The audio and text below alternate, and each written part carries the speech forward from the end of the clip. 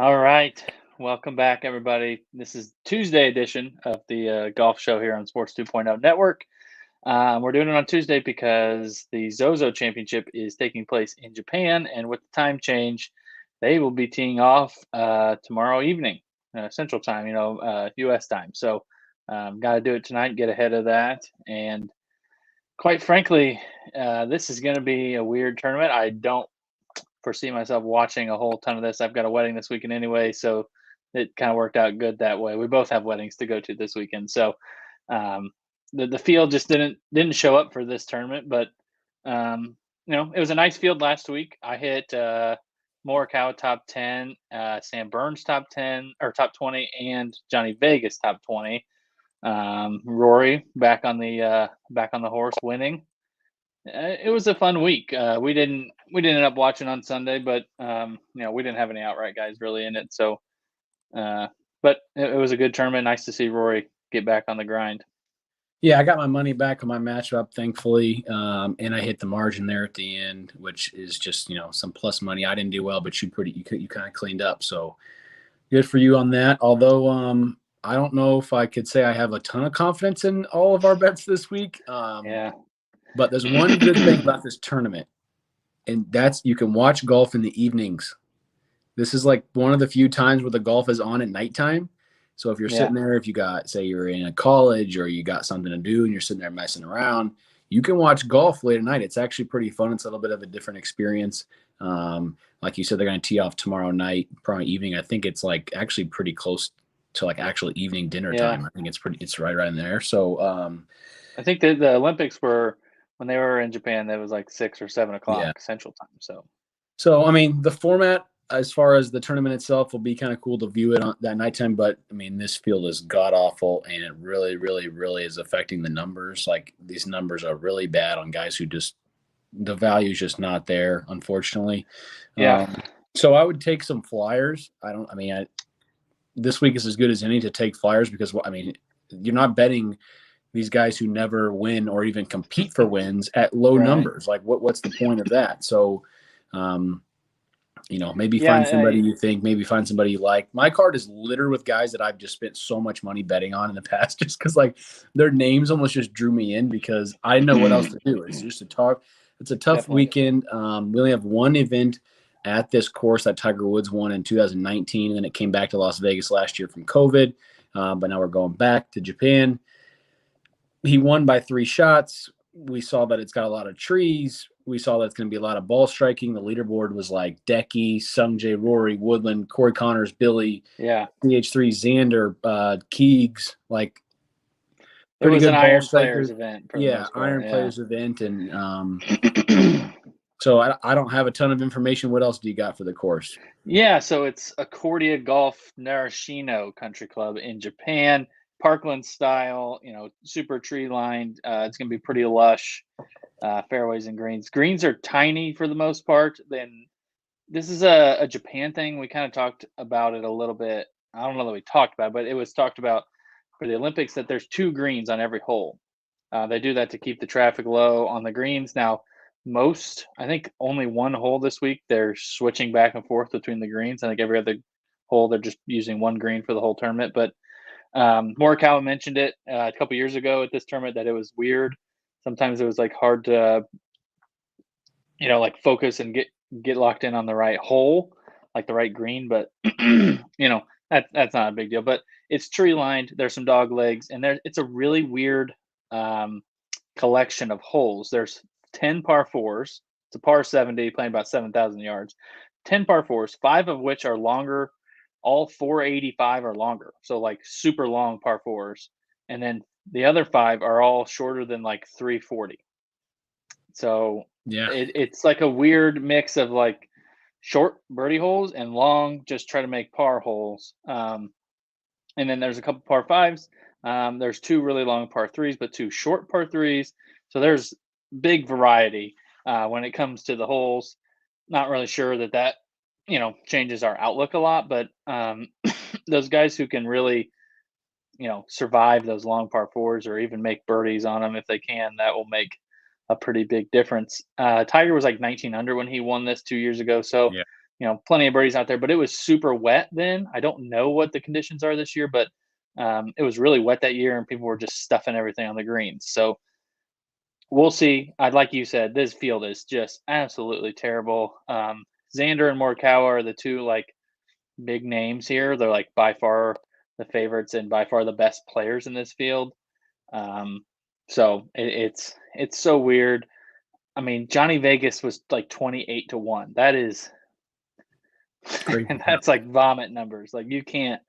You bet Johnny Vegas to win a tournament at less than 30, you are on something. Yeah, it's crazy. I have a couple of guys that are going to come up, but it was tough. If you don't, it's tough to find some numbers that I felt there was actual value. I would encourage people not to bet outrights if they don't believe that person can win. These numbers are not good, so you have to actually think the guy can win the tournament. Yeah.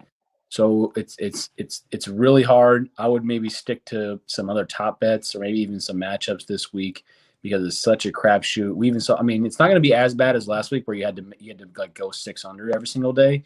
That was terrible for betting because it was just who knows what was going to happen. Guy could shoot 3 under and he loses 20 spots. But yeah, this is going to be so hard because there's so many different outcomes with the field that you could have a guy that you think is a pretty good, or you have a guy that could be 20-1 or 30-1, 40-1. He might miss the cut. That'd be a regular. Well, there's no cut. That's the other thing we didn't mention. It's a 76 player field, right? So it's a small field. Usually the small field events, are usually good fields. I don't know necessarily what happened to this tournament because it drew a really good field the first year in Japan. If you look, there was a ton of good players there. And then last year, I know it was in California, I think at Sherwood, there was a good field there. And then this year, it's just crap. Yeah, I wonder if it was something to do with restrictions on traveling. I don't know. I don't know what it could be. Yeah, it's got to be that. Plus, guys just don't want to, mess around with traveling to Japan in the fall. Right. And they just played in Vegas, so it's let's just hang out in Vegas for another week versus going to Japan. Wesley Bryan is somehow in this field. That's how desperate they were to find guys to fill out the field, and it's only 76 players. So it's not good. And I'm gonna go where I don't know that I've ever picked an outright this low, but I'm gonna take Morikawa 7-1. He was unbelievable last week. He was just, and he really didn't even hit his irons. His approach numbers weren't stunningly good. He's got more in him. This course is a perfect setup for him. You got to be in the fairway, and then it's just an iron fest from there. He's the best iron player in this field by a mile. No one's even close. And his putting has been decent. I think that he's figured out I can win every tournament. And last week he kind of showed he went nuts on Saturday and Sunday to give himself a chance. 7-1 is a terrible number, but he could win. He's so good. He's so much better than everyone not named Xander in this field that this could be a rout. Yeah, I mean, if you get him playing well, you're going to cash that bet. So he's actually my matchup against the two guys that you mentioned. So I'll get into it later, but my first guy is going to be Erik van Rooyen, EVR at 40-1. This is not a good EVR number, but it's one of the better things that I could find on the board. He only gains on bent grass, though. As far as I could tell from the research and the other guys that I've seen, that it's like bent grass, but it's maybe a little bit of a variety of bent grass. So I think that was just the closest we could get is calling it bent. So EVR 4 top 25s in his last 5 events. Is a good driver of the ball, which I really like here at short courses, or guys who can really get out there and take advantage. Where just being in the middle of the fairway, has a putter spike potential, which is nice. He could have that spike. That's kind of what we're going to have because he's still looking for his first win. It has yet to all come together at one time. And when it does come together, somebody could just play better than him. So this could be a field where if you get a bad field, any spikes, any plays good with his irons, any hits fairways, if all that comes together, he could win. So I like his form. There's not many other numbers I like. 40 on EVR is kind of respectable when his form is pretty good. It's really good for him. Yeah, I think this is one of those weeks where you look in the 40 plus range and find a few guys that you like and just kind of ride it, and don't bet a lot of money on it, and just see Right. if you can get lucky and find their week where they make a jump. And that's similar to where I'm going. I'm taking Emiliano Grillo at 45 to 1. He's a really, really good iron player. I think this course is going to really put a pretty good look at, going to ask a lot of questions of guys' iron play. He finished 30th here in 2019, so I like that he has some experience. He's gained strokes on approach in 6 of his last 7. He's gained strokes off the tee in his last 6. He hits a ton of fairways and a ton of greens. His putter just sucks and bends his best putting surface. So, maybe it's in there. He's shown that he can gain strokes putting. Now, I don't know that he can have like an amazing week, but you get him on bent. Maybe he runs into +2 strokes putting and his irons are on. And I think it's a fair number for him compared to some of the other numbers out there. Yeah, he's on my card for a top 20 later, so I agree with there. I'm just going to jump up a little bit to 45 and KH Lee. KH Lee, last 24 rounds, he was number 1 in my model, and it was because of ball striking and his good par 3 play, which I think that par 3 play will be good if you can score on those this week. Yeah. Really good scrambler, which will hopefully help save some pars on this course where you missed the smaller greens. Bent is his best worst surface, right? Like mark another tally on the chalkboard for how many times I'm going to bet these guys. 7 out of 8 last made cuts with 5 top 25. So his form is pretty good for a guy, of his standing on tour. The course fits him well. I think he can come in here and compete.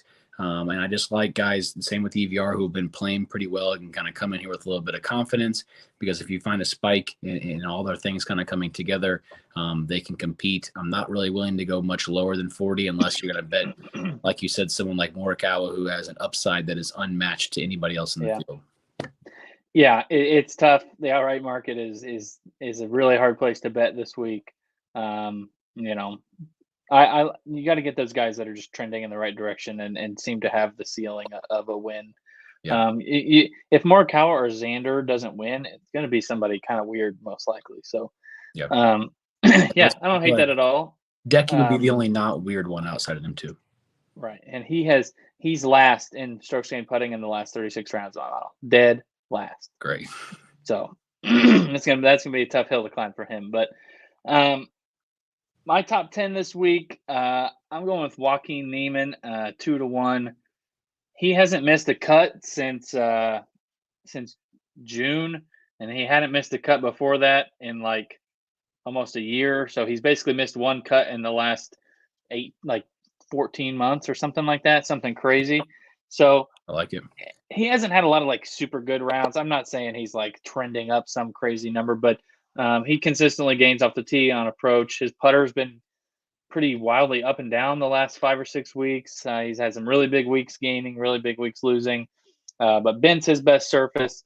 And like, this is just a talent play for me. This field sucks, and he's one of the more talented guys in it. He's probably a top 10 talent in this field, almost maybe even, 6 or 7 behind Morakawa, Xander, Decky, Zalatoris, somewhere, and he's right behind those guys. So it's just a talent play. He's due for a good week. He's been playing half decent golf and just had weird, like he lost 3.5 on approach one week just randomly. He lost 4.5 putting one week just randomly. He hasn't paired it all up, and maybe this is the week he kind of pairs it up. He lets his iron play kind of shine. So it's a pure talent play. Yeah, I like him. I'm going 225 Tringali for my top 10. Tringali is a good bent putter, just a good putter overall, and he's kind of been showing that a lot in the last few months. His putter's been green all over on the charts for strokes gained. He's good on shorter courses too. Grillo kind of the same way. Him and Grillo both are good shorter courses players. When I did some filtering on Fantasy National, so I was just looking at approach, and the filters were less than, it's less than 7,200, and then it's like 72 to whatever. I don't know what it's like, 76 and maybe 76 up or 75, whatever it is. So when you have the other two lengths, the ones that are over the 7,200, 15th in approach. When you take those off and then only do the short courses, he dropped down to 7th. So his performance had really changed as far as his ball striking and hitting and approach play with those shorter courses in the last, 24 rounds or 36 rounds, whatever it was, which made me think that he should have a little bit of his iron play should be good this week. Yeah. Mix that with some good putting. That's what I said. He's not only a good bent putter, he's just a good putter in general, and he's been playing awesome, putting balls in the hole. So he's made 9 straight cuts. I like Tringali. He's kind of an old trusty guy of mine. Like I just kind of met him, when I'm kind of confused on the field because he finishes high. He's a good ball striker, and when he plays well, he'll definitely be way up there. I'm not sure he's going to ever contend to win, but he usually places in the top 20, close and flirts with top 10s when he plays well. Yep, I don't have any problem with Tringali at all. He's had one of the better, summers and falls of the guys that are in this field. So, ride him while he's still playing good. There's not a lot of guys in super good form in this field either. So, my next guy on the top 20 side, I'm going to go with Tom Hoge. He popped 15th in my mile, 17th in approach over the last 36. Top 10 in par fours over 500, which there's a bunch this week. 7th in scrambling, top 20 in fairways gained. So, with Hoge, he's going to be in the fairway. He's going to hit a bunch of greens. And he's been playing some really nice golf. He's gained over 3 strokes on approach in 4 straight. 4 top, he's got a 36th, a 14th, and a 32nd. But, a couple decent fields there at the Shriners and the CJ Cup. He's been losing off the tee, but I think at this course, his lack of distance won't hurt him as much. And he's just one of those guys that, particularly in crappy fields, like that's when he top 10s. Like that's just what he does. If you sort by his positions finished, it's like, oh my God, all these tournaments are just full of nobodies, and he's top 20. And so I just think this is kind of makes a lot of sense for him to show up on the leaderboard and finish in the top 20. I like that. It's a no cut event, so he's got, if he has a one bad putting day, he can kind of recover from that. And plus 250 is a pretty decent number in this field. Yeah, I'm going a little lower than you, but I also have a guy who just plays better in lesser fields, and that's Henrik Norlander at 170. You have a 200 there written down. Yeah, 2-1. 2-1 for Henrik Norlander to get in the top 20. Good driver of the ball, good scrambler, kind of going off of what I said earlier. His irons have been gaining pretty steadily all summer, which is great, kind of coming in here to the fall. He's a very hit or miss guy when you go through his recent finishes. I mean, it's like top 5, 60th, top 10, miscut. Like it's like he's very hit or miss on when he plays well and when he doesn't. He should be able to hit fairways here, which I think will give him a chance because his ball striking with his irons is pretty good. So I'm going to kind of ride that wave, hope that he plays out of the fairway. And with these easier field events, I think Norlander can compete to be up there in the top 20. Hopefully he gets off to a good start. That's usually when you see him finish well. When he starts off bad, it usually ends very badly. So maybe that'll be a little different this week with no cut. But I hope to see him, flirt with the top 10 come like Saturday morning, hopefully, or Saturday evening, I guess I should say. Yeah, I actually was going to have Norlander as my top 20. I noticed that you had to put it on our pick sheet, so I, backed off. But I think that's one of the guys that I like this week. He's got a ceiling with his irons that are like really, really high. If you look his last 4 weeks, he's got 2 really big pops with the approach play. So I like getting that upside. He hits a bunch of fairways too, which is nice here at this course. So it's kind of about the putter for him. It's been a bit up and down, and his approach play has been like big swings where he, his gains though are so big that I'm willing to take the shot on him in a bad field. Yeah, and that number isn't great, but that's okay. There's not a lot of good numbers out there, and it's a 76 player field with some pretty bad players at the bottom who really aren't going to make a difference. So, right. Matchups this week. What did you find? Because I looked at a lot. DraftKings had a lot, and it's really hard to pick between guys who could easily just poop the bed. DraftKings and BetRivers both had the Morakawa Xander matchup. I saw that. I noticed that. Yeah. Rivers had Morakawa at -110. DraftKings has Morakawa at +105. Yeah. So I'm taking the money. I love Xander. I think Xander will probably play well. Morakawa is better than him. Like, it's just a fact. So that's a fact. I'm going to take the ball striking of Morakawa. He just got second. Morakawa, I looked this up. I don't know which parent it is, but one of his parents is Japanese. So Okay. I hope For whatever that that's worth, yeah. I don't know. Maybe he has maybe he's motivated for maybe some of his extended family's going to show up. Maybe he's seeing. I don't know. It's possible that that's why he's here. Maybe he's got Right. some deal with a Japanese company that like a sponsors deal. Right. I don't know. I can't tell you what's going to happen, but if he has any motivation and he plays well, he's probably going to win. So yeah, seriously, if he brings what he brought last week, he's going to whoop everyone. And I'll take it's plus 105. I mean, I don't know. Yep. I'm going to close my eyes and I'm going to take the bet. He played awesome last week. I said the family stuff. That's just stuff. I'm just trying to talk myself into it, whatever. Yeah. Hopefully he plays well. Either way, it doesn't matter. Morikawa plus money on a matchup, you have to take it. Yep, that's simple. Morakawa plus money in this field against anyone. I know that Xander's really good, but Morakawa is just better than him. I don't know that there's a correlation between the Olympic course and this course at all, but they both played really well there. I mean, it was nice to see Morakawa play well there. Morakawa played in this event 2 years ago. I think he finished 22nd, so that helps as well. Just plus money. They should be even, or Morakawa should be favored probably. So, that's a value play more than it is. I don't like Xander play. What do you got? My matchup is I don't like Tommy Fleetwood. I'm going to bet against him again. I lost with Justin Rose last week, but that was not Tommy Fleetwood's fault. He finished 38th in a field of 76 players. That's half. He barely beat half the field, and that was mostly because he had one good round on Saturday. He lost strokes on approach again. He has not finished better than 33rd since May. Everybody was making 100 birdies, and Justin Rose was like 5 over when I looked. He had one bad. Basically, Rose had one bad round. He shot 3 over on Thursday, and then he actually ended up only losing to Fleetwood by 4. So if he'd have just played decent the first day, it would have been a bit of a different story. But I'm taking Ricky Fowler over him. I don't have any numbers to back up Fowler other than he played awesome last week. He was pretty good in pretty much every category. He was hitting fairways.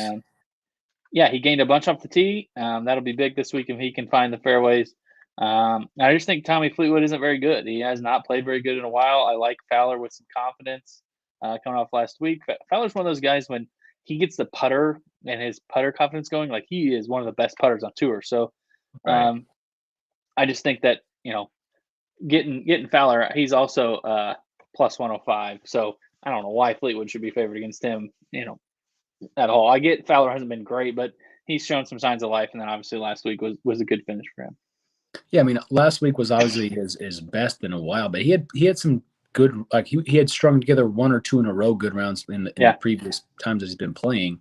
So I don't mind that at all, and we're both not very big Tommy Fleetwood fans, so I'm okay with going against him, especially with the guy as talented as Ricky. Ricky's best putting surface is bent. And it's a bad field. A good putter. He should have confidence going in. Hey, I can compete in these events. Let's get some momentum going into some bigger stuff. Definitely. So I like that. I'm going to move on to my margin bet. I got some good numbers this week.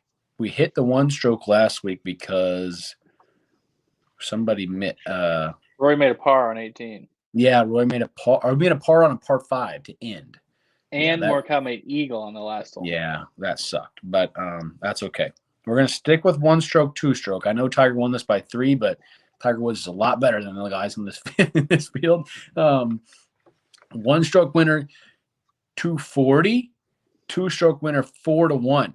So if we can hit the 2 stroke, we're gonna be and pair it with some other bets that we like we hit last week. That we'll have a really nice week, especially with that little sweetener on top. I really like that. And let's get another one because we've actually, since the start of the season, we've been hitting margins, which is great because we got kind of crushed there for a while. Yeah, I like that they're backing off some of the numbers a little bit and giving us some better numbers. The only way I see that bet losing is if Morakawa or Xander just goes out and just smokes everybody, but that's not necessarily likely. I wouldn't hate if they just finish 1 and 2 and Morakawa wins by 2. That'd be unbelievable. Yeah, that'd be fine. That'd be fine with me. My penny stock pick of the week is the full definition of penny stock. If this guy was listed on the stock exchange, they would be giving him away as a part of some deal for another stock. Kyle Stanley, he pops 6th in my model. He pops high every week because he's 3rd in approach. He's 6th off the tee, 10th in opportunities gained, 2nd in fairways gained. So basically, He hits all the fairways. He hits all the greens. And then I don't know what goes on the greens. I don't know if it's the yips. I don't know if it's a mental thing. I don't know if it's obviously a technique thing. He has been one of the worst putters.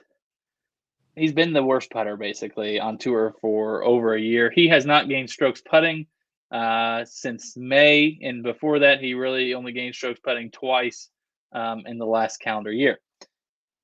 What I'm hoping from Kyle Stanley is don't get murdered on the greens. He's going to get 4 chances to putt good. The problem is he also gets 4 chances to putt bad. So I don't know how I feel about it, but he's plus 300 on a top 20. And he has not lost strokes on approach since May. Ooh. It's like 10 events. But if I'm in full transparency, he hasn't made a cut since July. So his chipping and putting is, I honestly think that if I chipped and putted for him, it wouldn't be a lot different. I honestly think it's pretty close to that bad. But his iron play is just so good. He's good off the tee, hits a ton of fairways. If he just finds putting, just breaks even putting in this field with no cut, I think he can finish in the top 20.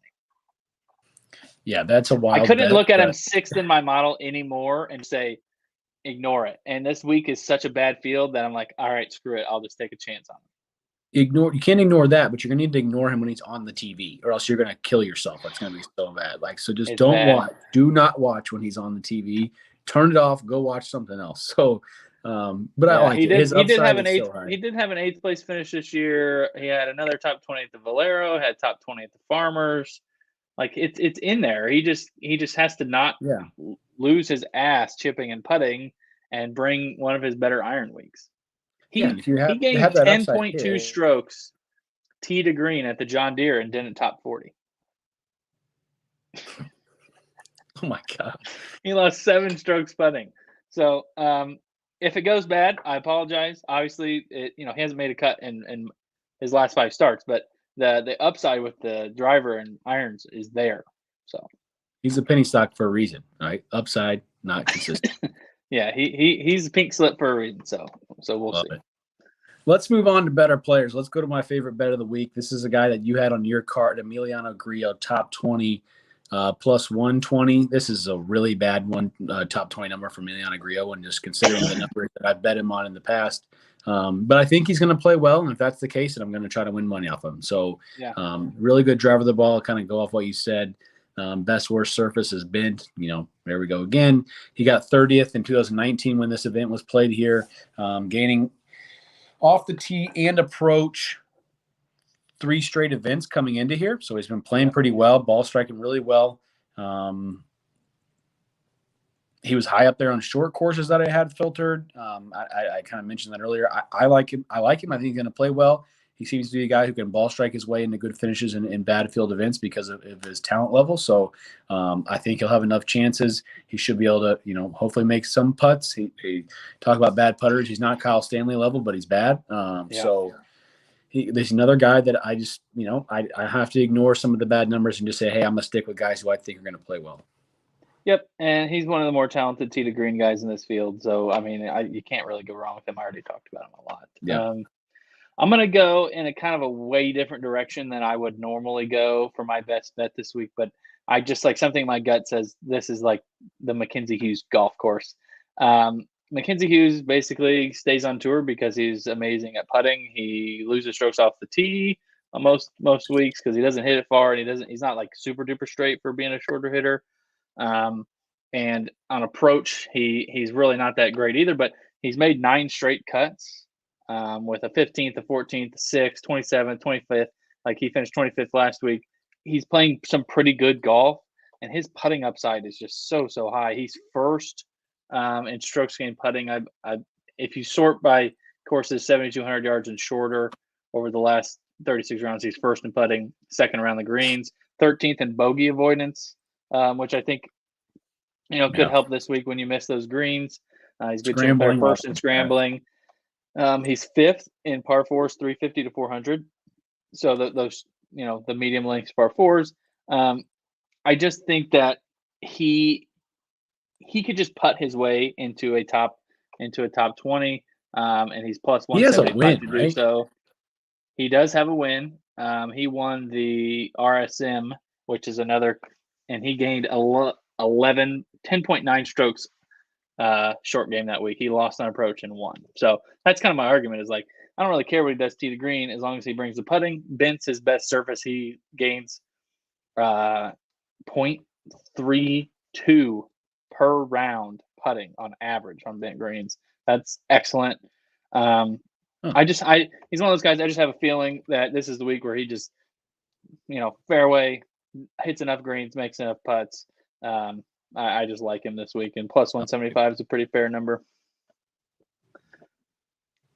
He's been making cuts in way better fields than this, and been putting up some decent finishes. So, yeah, I'm on here. I filtered by his best finishes, and I'm looking through some of the names of the events, and they're not always the best. So some of them are actually pretty good. Like he had a top 6 at the Open, which is nice. He played really well at he should have won. I think Pebble Beach a couple years ago. He maybe should have won that event. Yeah, but he has the the ability to play well in events like this, and like you said, if he brings the short game, he should be able to compete because he'll be saving pars constantly, and then when he does ball strike well, he'll be making birdies. So I like kind of that combination, and it's a little off the beaten path. So let's do that, and hopefully we'll find ourselves hitting some bets this Sunday because it's gonna like we said, we're gonna be busy. Both of us have weddings, but we'll be monitoring. And maybe this will be over like super early Sunday morning, like 2 a.m., 3 a.m., something like that. Yeah, that'll be about the time I probably get back to my hotel. Maybe when I'm laying in bed, getting wins. I'll be like, oh shit, Morakawa's about to win or something. So, we'll see. Yeah, should be fun. So let's let's try to get an exact finish of Morakawa Xander and hit some margins, and we'll be okay.